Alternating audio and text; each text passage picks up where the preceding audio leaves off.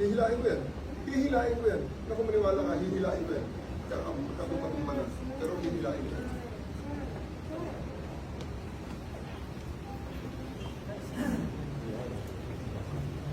So, President,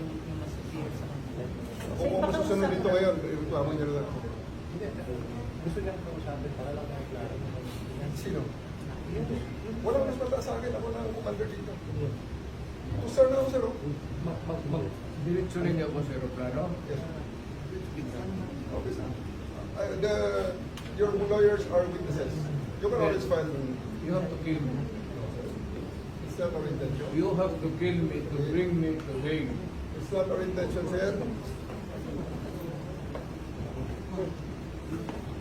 It's not our intention. It's not our intention, sir. You see?